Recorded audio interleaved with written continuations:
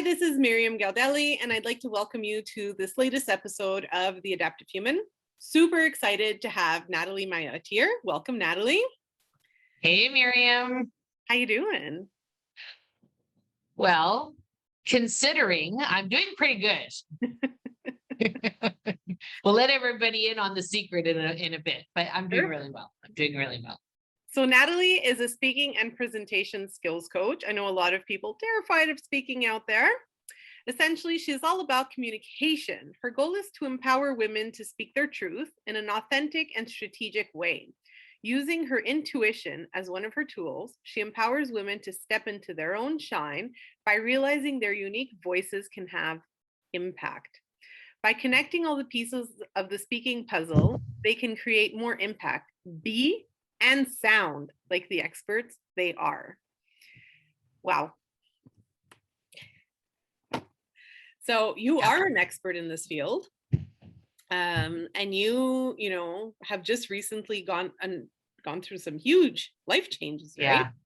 But yes. You're still, I see you on social media. I see you having meetings with people, and that voice of yours is still shining. So tell us a little bit about that big change you just made.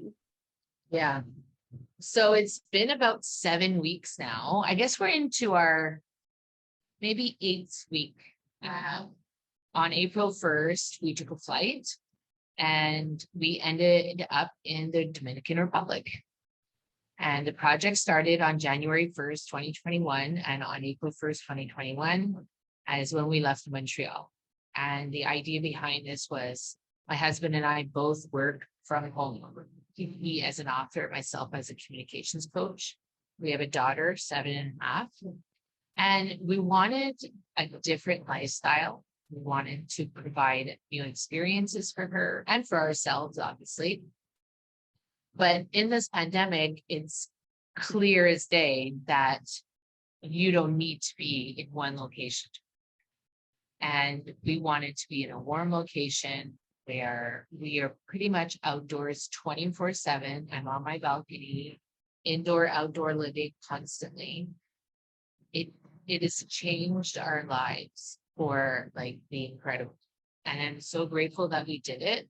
We're still settling in. There's still bumps in the road. There are still things to learn, but we're loving what we are creating. And that means my husband is at the pool right now, writing. I'm sitting on the balcony talking with you. And my daughter's at school. We actually were able to register her in a project-based school here that took her for the last 2 months of the school year. And they integrated her like she'd been there the whole school year.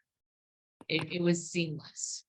So that, in a nutshell, that's what we did. We basically relocated our business to a different country to try it out and see how we would like it.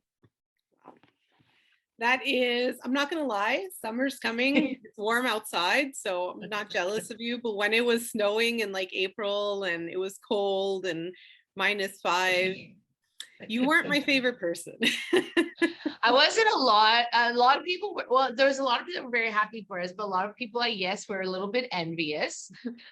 And I guess my only message is it's doable.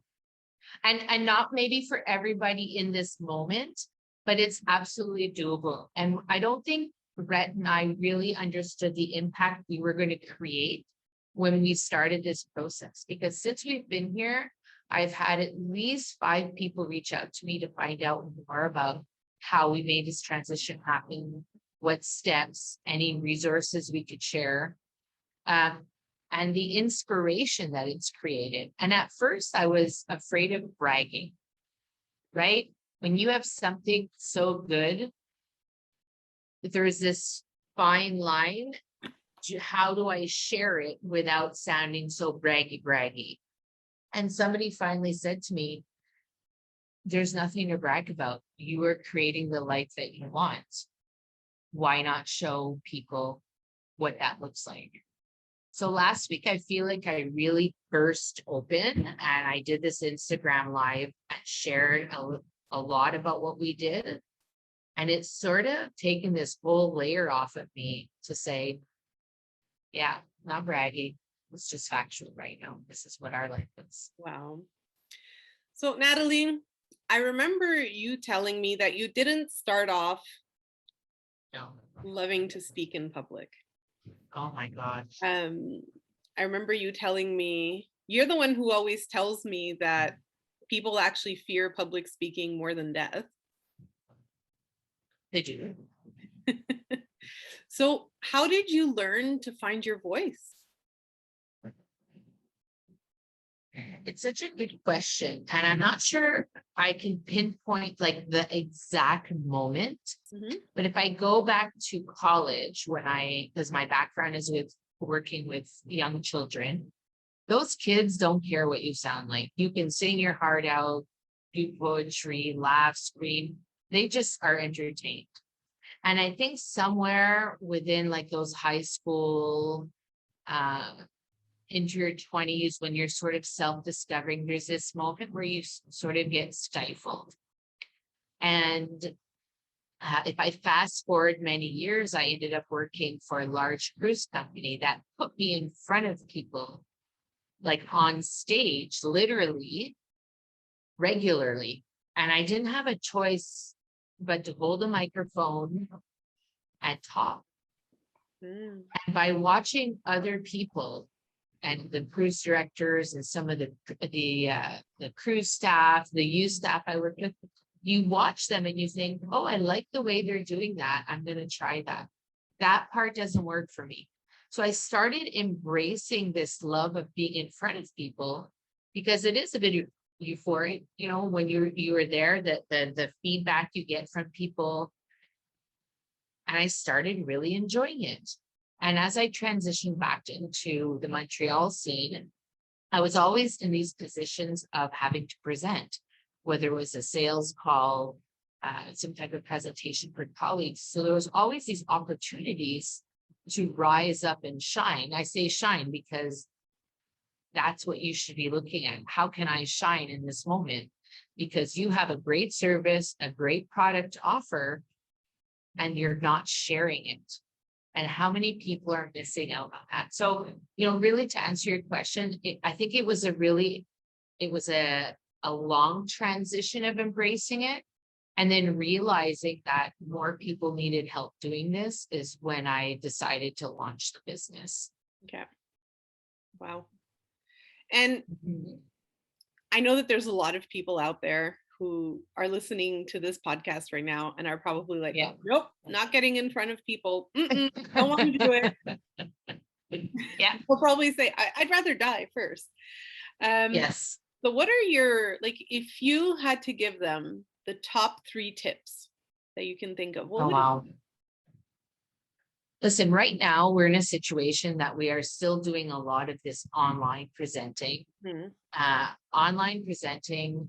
And I do believe in my heart that we're going to go back to the whole in-person presentations or keynotes and conferences and things like that one day.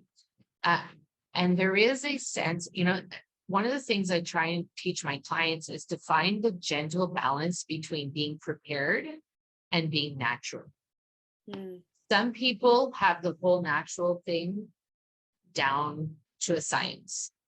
They hardly ever have to prepare. But obviously, if you're going into some type of keynote situation, you're going to have to prepare. So find a balance between being prepared and being natural. And that takes time. It really does take time to do that. The other thing I love to coach on or help them see is, who are you talking to? Who are the people that are going to be sitting in front of you, listening to what value you have to share? And how are you going to connect with them? Because ultimately, you probably want them to buy your service or your product. When you know who's in front of you, and obviously you can't know the 1,000 people online that are there, but there is a way to connect and find out who the participants are. And lastly, I think that it really is about having fun, because you are the expert. You know your material. I think that's what we forget sometimes. How am I going to do this? But you know the material. You talk about it all the time. Have fun with it. Have fun with it. Yeah. When I was doing my master's, in the beginning, I had this fear of saying, here I am studying this new subject matter, and I have to stand in front of my professors, in front of, other students in the program who, Yeah. and for those who don't know, I went back to do my master's at 35. So a lot changed, from the time I was Yeah. 23 to 35. Even, back then we had to physically go to the library to get something, and now I could go online and find journals. And Yes. and at first, I had that fear. And then I sat down with my professor and he goes, none of us in the department know what the heck you're talking about here. Like, you're the expert in this. And that was the biggest drive I had, to stand in front of everyone and be like, I know what I'm talking about. I read 250 research articles. So Mhm. And that's a piece that we often forget. Uh, People will present and they think, oh, what if I forget? What if I don't know? What if, and there's that whole what if conversation that goes on. At the end of the day, nobody will know. The only person that knows if you forget is you, unless you tell them. If you tell them you forgot, then they all know. Don't tell them. Move on to the next point. Because that's what it boils down to, is that fear of there's a fear of forgetfulness, there's a fear of judgment, and all those fears that we build up are hindering us from growing and shining. boy, I So that's remember when, yeah, I had to present in Austria and they yes, I put up the remember wrong that. slideshow. You what? They put up the wrong Yeah. slideshow. Oh, And I was how'd like, that work out? nobody knew it was the wrong one. Okay, It was my old one, and I had just changed a few things, but nobody knew that. So I just rolled with the okay, punches, right? yeah. So quick tip, always have a paper copy with you, because then you can refer back to it. But yes, unless you tell them, they're not going to know. And I think that's something we forget. And as experts in our fields, there's so many things that can go wrong. And if you learn to adapt, Mm. right? Adapt, as the adaptive human would say, uh, you can easily go. And I do believe that stems from a long line of work situations where adapting had to happen quickly. So I may have a plan for a client when they show up, and then when they're in front of me, it's like, oh, this is not going to work today. We have to adapt to what is going to work to, have them feel successful. So, and maybe that's number 4, be open to adapting. Yeah. It's funny because I actually had a coaching session with someone the other day, and she Mhm. wanted to be coached on a book she's reading. I've never Oh, even okay. heard of this book, right? So it's a self Okay. development book. I'd never heard of it. So I had to say, okay, give me the premise of the book. And then I had to just roll with the punches, right? Okay. And it ended up being interesting because she ended up telling me that somehow, from her little summary, I knew what the book was doing, and the exercises the book was giving, because the exercises I gave her were similar to the book. But you have to learn how to adapt, right? And communicate. And at the end of the day, coaches are supposed to be Mm. experts in curiosity. So I just stayed curious Oh, throughout the whole session, right? 100%. I think that piece is really important. I know that it's about, there's a lot of, in my opinion, there's a lot of self-awareness when it comes to communication. Um, it's not that you're good or bad at it. It's that, how can I be better at it? And that's a key thing I will teach in a workshop, is how can I do it differently next time so that it's more effective?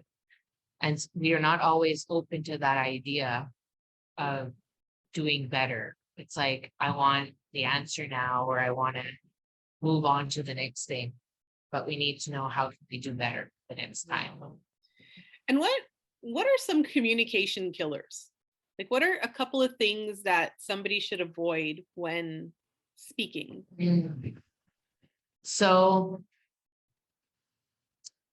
I suppose it depends on the situation, but one of the biggest ones, and people don't realize, is that listening is a huge part of communicating. Because without that key concept, you can't possibly be able to answer questions from the audience or colleagues or clients. If you have a set agenda and you're just on that path, and you're not going to be open to really listening to the questions, you won't be able to be of service to that client. So listening is probably, if you're not a great listener, and I can be a great listener and I can fail miserably at times as well. So it's really about being have that self-awareness, and have the self-awareness to know when you need the help. Okay. And I've met many business owners who think they're rock solid speakers. But when they start and they finish, you think, I have no idea what had just happened there. And it's not to mock anybody. It's just that idea. And when we are self-aware, we know when we need help or not. And, as a business owner, I needed help in my business. I sought help. I'm getting help. I have a challenge. I seek out the other business owners in my life and ask them, what do you think? How can I go about doing this? What are your thoughts? Like, you ask for the help because that's what makes you better. Yeah. And that's the whole idea, is how can we be better? So, I guess my top one would be listening. Just be a great listener. Okay. I have to give one pet peeve I have when people are giving a presentation. Please go ahead. And this is really, it drives me crazy when people read their presentation. Oh, They have everything written on the slide and they're just reading the slide, or even on a cue card. That drives me insane. Guys, practice, please. Well, it's not even about the practice. And I think it goes back to what I said earlier. We're all the experts in our field, and we don't give ourselves the trust that we deserve when we present. So back to the practice or the preparation and the natural side. Those slides, if you are using slides, are just there to support you. Mm-hmm. That's all they're there to do. They're not there to actually be the presentation. And having and let's be honest, like this whole concept online with presenting, and we've added a whole new level of complexity. Of complexity, but also being effective. Yeah. Right. So, if we're talking about the whole online presentation, you have to look at the camera, use your slides, minimally. But if you're in person, those slides are really there to entertain the people who need a little distraction, right? We have people that are, visual learners. That helps them. And the people that are more auditory learners, they don't need the slides because you're talking. But have the keywords that will prompt you to talk about that thing. Have notes. But yes, I agree with you that the reading of the slides and reading of the cue cards can be very humdrum, and it takes away. And, I think I had a post just a couple of days ago that said, be high vibe, because your audience will read your energy. Yeah. They read the energy right away. And if you're low energy, you've lost them already. There's so many things we can talk about. I don't want to be on a tangent or anything. On a tangent.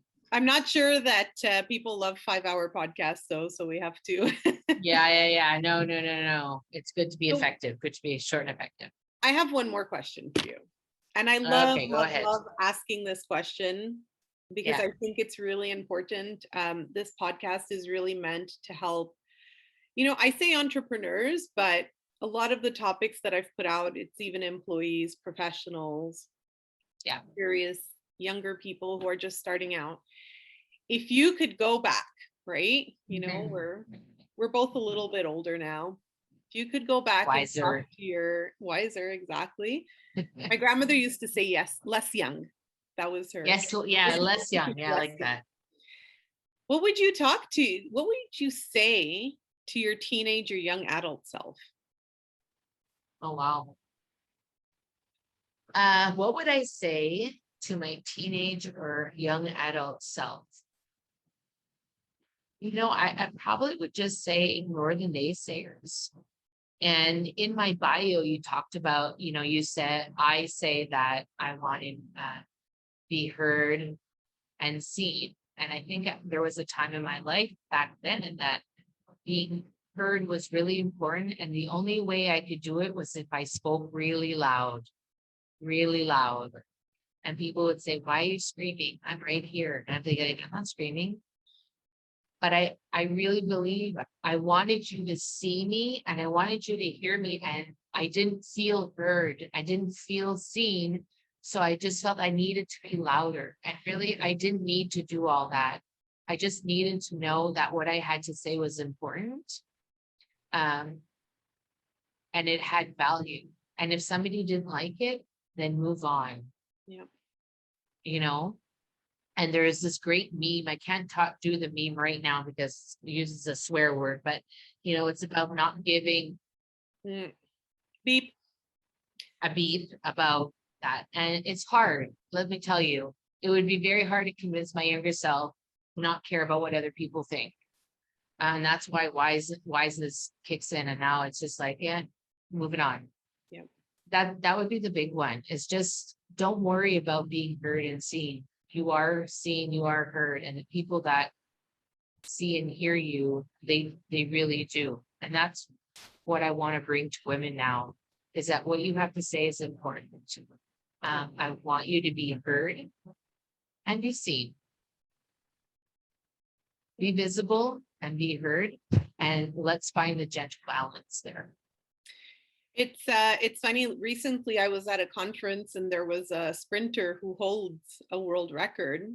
And he said that when he was a kid and he decided, because he said he decided he wanted to be an Olympic champion in sprinting, he said everybody was there ready to tell me that everybody said, I can't. Oh, you're not going to do that. You're not going to succeed, And it's amazing, he said to us, what happens if we decide to tell kids they could?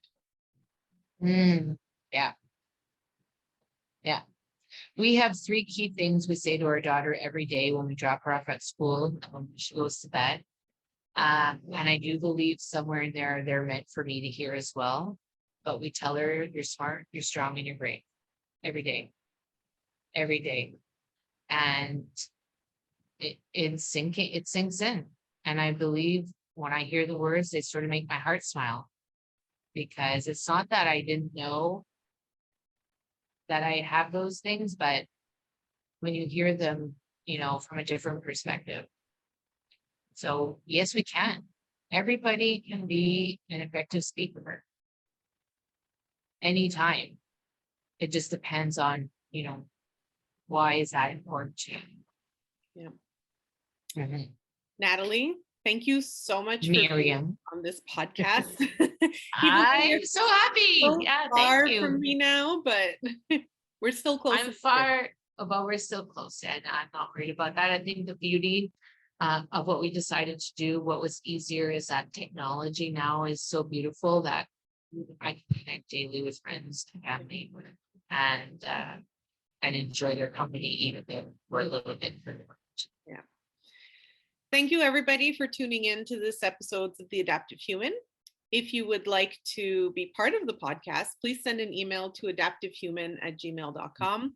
Thank you for listening, and I hope you have a happy day, and I wish you happiness and success. Thank you. Thanks, Miriam.